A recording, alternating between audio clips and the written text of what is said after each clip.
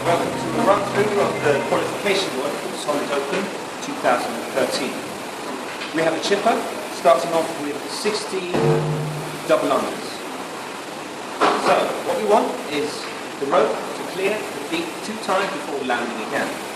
Show this. 1, 2, 1, 2, 1, 2. The most common error is actually landing on top of the rope on the second revolution. That is a no rep. Okay, the movement of this qualification chipper is the wall ball. 2 requirements for the athlete is starting position from the ground, cleaning it up. Bottom position, hip crease below the top of the knee. From here, I'm rocketing out, throwing the ball. To get a good rep, the ball actually has to touch the wall.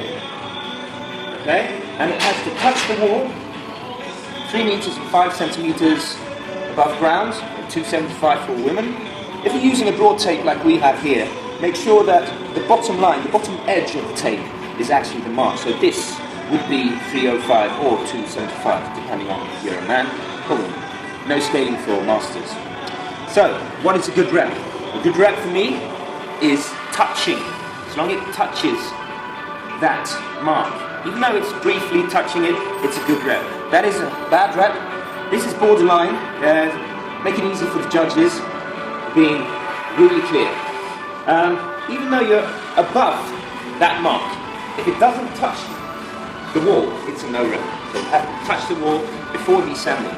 Okay, next thing, good note for the judges is that sometimes they're going to want to drop the ball.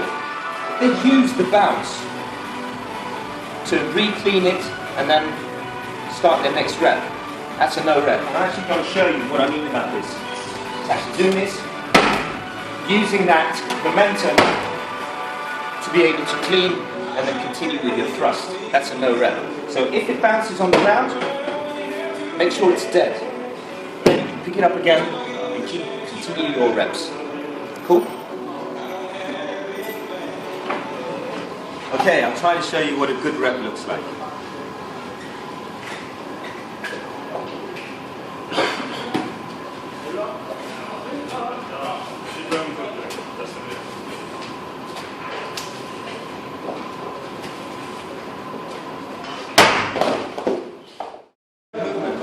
Qualification chipper is the kettlebell swings. We actually have 40 of them. What I want you guys to do is, starting from this hand position, swinging the bell up, making sure that you've got straight arms in the top position, and the kettlebell is in vertical line above your feet. So this means we're allowing the kettlebell to be like that, or like that, as long as the mass of the bell is in a vertical line from your feet. I'll try to do a few good reps.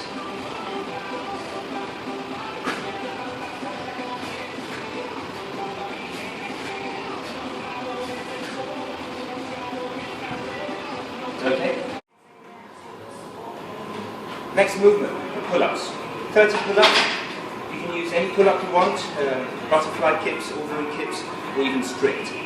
As long as you start hanging from the bar, straight arms, okay? Width, no problem. You can choose any width you want. When you pull, as long as the chin is above the horizontal plane of that bar, you have a good rep. What I don't want to see is people jumping up and using that momentum to continue going up, like thus, okay?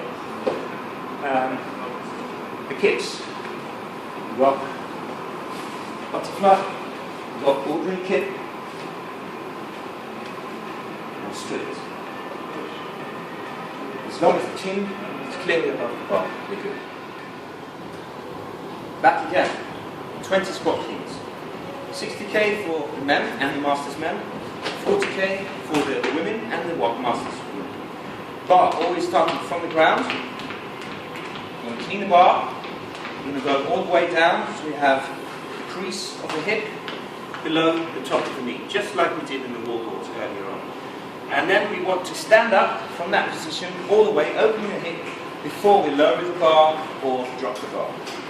I'll show you. So first, the correct rep.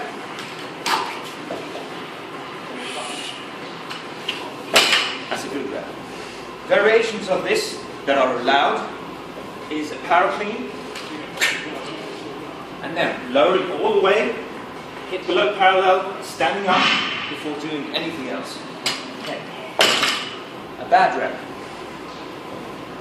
would be shallow bottom position, dropping the bar before actually standing up straight. Open the hip. Thanks. Great. What I don't want to see also is actually using the rebound. So, cleaning the bar, doing the squat, and then